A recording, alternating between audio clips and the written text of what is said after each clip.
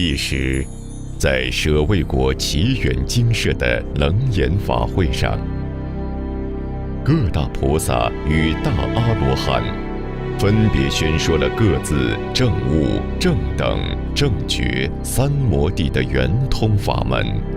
大势至菩萨与他同修念佛三昧的52位菩萨宣说了念佛圆通法门。我记得过去无量劫以前，有佛出世，名号为无量光佛。那时先后有12尊佛相继出世教化，有1大劫之久。最后一尊佛名号是超日月光佛，正是他教我修习这念佛三昧。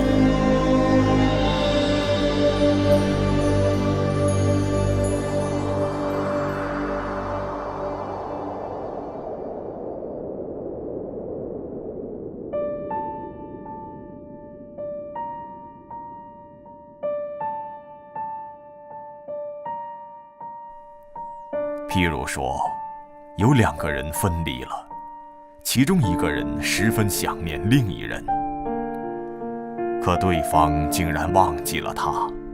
如此2人即使偶然相逢了，也等于未逢；虽然相见，也等于未见。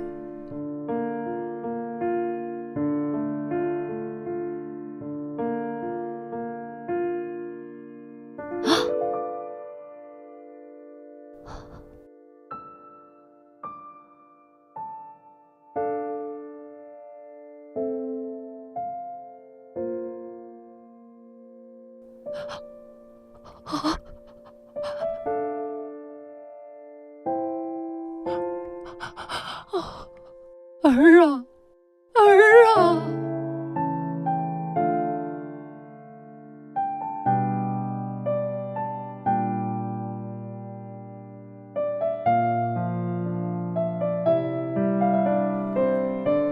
若这2人互相想念，越念越深，这样的久念不忘，必定从今生到来世都形影相随，不会违背分离。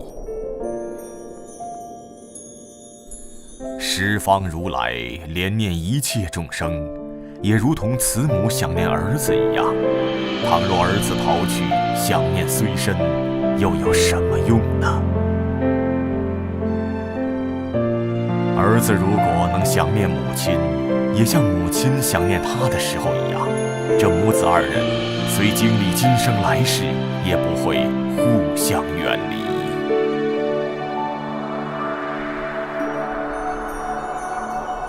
假若众生的心常常忆佛念佛，则现在或将来必定可以见佛，离成佛不会遥远。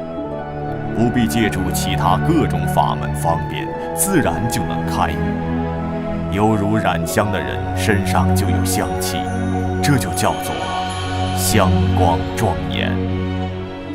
我原本在因地修行的时候，是以这念佛的心入无生人。现在我在这娑婆世界，帮助念佛的人归到极乐净土。